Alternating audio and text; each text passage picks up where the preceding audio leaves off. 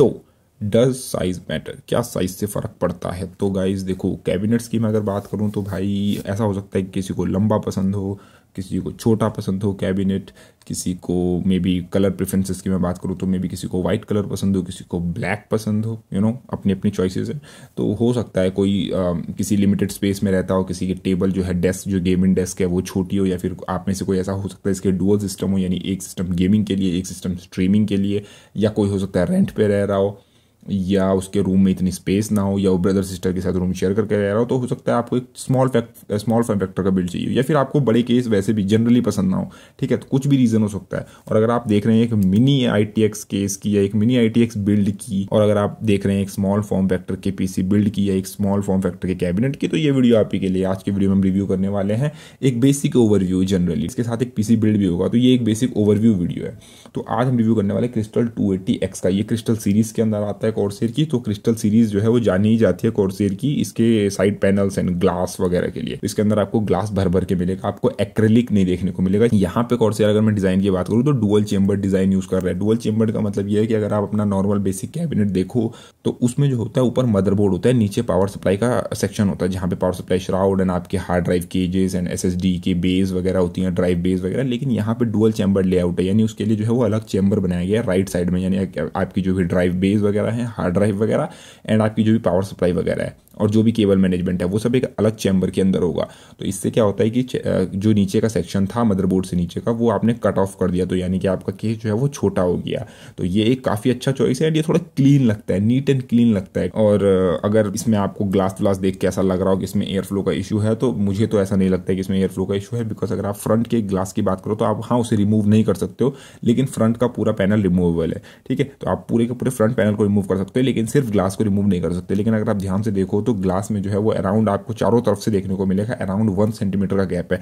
आपको ऐसे बहुत सारे कैबिनेट्स मिलेंगे जो चारों तरफ से बंद होते हैं, उनमें चारों तरफ से कुछ भी इनटेक के लिए नहीं होता है, लेकिन इसमें जो ग्लास लगा है उसके साइड से आपको अराउंड 1 सेंटीमीटर का गैप देखने को मिलेगा, जो मेरे हिसाब से इनफ है। बिकॉज आपकी जो एयर होती है, अब मैं एयर फ्लो की बात इसलिए कर रहा हूँ क्योंकि जो हवा होती है, जो आपके फैंस होंगे जब उसको इनटेक करेंगे तो वहाँ से उसको 90 डिग्री का टर्न लेना पड़ता है, जो कि आपके प्रेशर को, जो एयर प्रेशर है जो वो अंदर केस के अंदर जो उसे थ्रो करना है, वो जो है वो इसकी वजह से ख़राब होता है। तो आपकी जो अंदर है कूलिंग एफिशिएंसी जो है उस पर इफेक्ट पड़ता है कैबिनेट्स की। सो इसमें कोई इशू नहीं आने वाला है, एटलीस्ट मुझे ऐसा देख के लग रहा है। और अगर आपको प्रॉब्लम होती भी है तो आप इसके फ्रंट पर डस्ट फिल्टर है, आप नॉर्मली जनरली उसे रिमूव कर सकते हैं ताकि आपको बेसिक एक अच्छा एयर फ्लो देखने को मिले।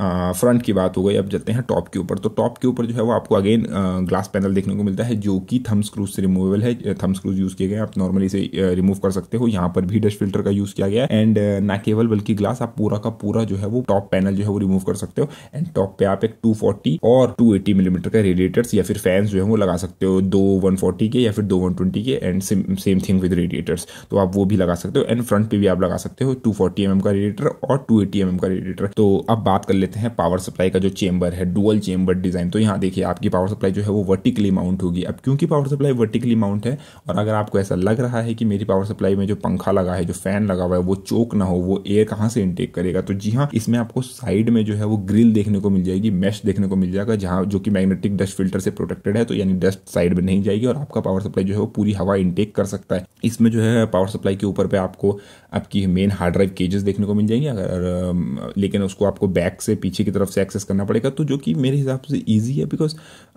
हर बार आपको जब भी हार्ड ड्राइव रिमूव करनी होगी तो आपको अपना साइड पैनल नहीं निकालना पड़ेगा। मतलब नॉर्मल बस उठे, पीछे की तरफ से थंब स्क्रूज वगैरह रिमूव किए एंड नॉर्मल अपनी हार्ड ड्राइव जो है वो स्वैप कर सकते हो, ईजी है। उसके अंदर साथ साथ आपको SSD केजेस भी मिल जाते हैं 3, जो कि यानी अगर आप SSDs वगैरह माउंट करना चाहते हो तो आपके लिए dedicated SSD drives, SSD base वहाँ पे दी हुई हैं। तो ये एक काफ़ी अच्छी चीज़ है। एंड क्योंकि देखो यहाँ पे आपको एक पूरा सेपरेट चैम्बर मिल रहा है, तो केबल मैनेजमेंट की टेंशन लेने की दिक्कत ही नहीं है। आपको जो एक्स्ट्रा केबल्स हैं वो बस जैसे तैसे फोल्ड करके इसके अंदर ठूस दो, आपको केबल मैनेजमेंट की बिल्कुल टेंशन लेने की जरूरत नहीं है। आप देख सकते हो खुद कितना स्पेस है इसके अंदर केबल मैनेजमेंट के लिए।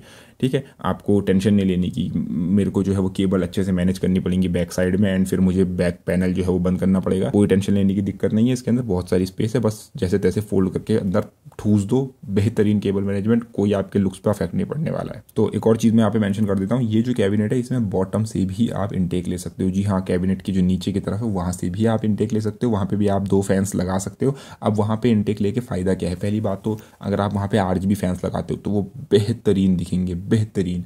और वहाँ से इनटेक लेने का फ़ायदा क्या है, देखो गाइस साफ साफ क्या होता है, आप भी जानते हो ग्राफिक कार्ड जो लगता है वो लगता है कुछ इस तरीके से, जिसमें आपका ग्राफिक कार्ड का फैन जो होता है वो नीचे की तरफ को फेस करता है। अगर आप नीचे की तरफ पे इनटेक लगाते हैं और आपके फैन जो है वो ऊपर को हवा फेंकते हैं तो वो डायरेक्टली जाएंगे ग्राफिक्स कार्ड की तरफ, और तो ग्राफिक कार्ड का जो फैन है वो जो कोल्ड एयर वो इन्वायरमेंट से ले रहा है आपके बॉटम वाले फैंस, उनको एब्जॉर्ब करेगा या सक करेगा और आपका ग्राफिक कार्ड कूल रन करेगा। ठीक है गाइस, तो ये जो है वो आपके ग्राफिक्स कार्ड के टेम्परेचर को कूल रखने में हेल्प करेगा। और आप नीचे की तरफ से, अगर आपने रेडिएटर ऊपर की तरफ लगा रखा है, क्योंकि आप रेडिएटर फ्रंट पे भी लगा सकते हो ऊपर भी लगा सकते हो, अगर आप रेडिएटर ऊपर की तरफ लगाते हो तो अगेन उसे कूल एयर मिलेगी थोड़ी बहुत आपके नीचे की तरफ के इनटेक से। अगर आप रेडिएटर फ्रंट की तरफ लगाते हो तो रेडिएटर फ्रंट की तरफ लगाने से क्या है कि आपका रेडिएटर जो है वो गर्म हवा अंदर फेंकेगा, ठीक है, आपका रेडिएटर हॉट एयर अंदर फेंकेगा, तो आपका ग्राफिक कार्ड भी उस हॉट एयर से ही अपने आप को ठंडा करेगा, अपना कूल करेगा। तो आपके ग्राफिक कार्ड के टेम्परेचर नॉर्मल कैबिनेट्स में हॉट रन करते हैं, लेकिन अगर आप इसमें नीचे की तरफ फैन लगाते हो तो ग्राफिक्स कार्ड के लिए वो अलग से वहाँ पे हवा फेंकेगा, तो यानी हवा थ्रो करेगा ऊपर की तरफ, तो आपकी ग्राफिक्स कार्ड के भी टेम्परेचर कूल रन करने वाले हैं।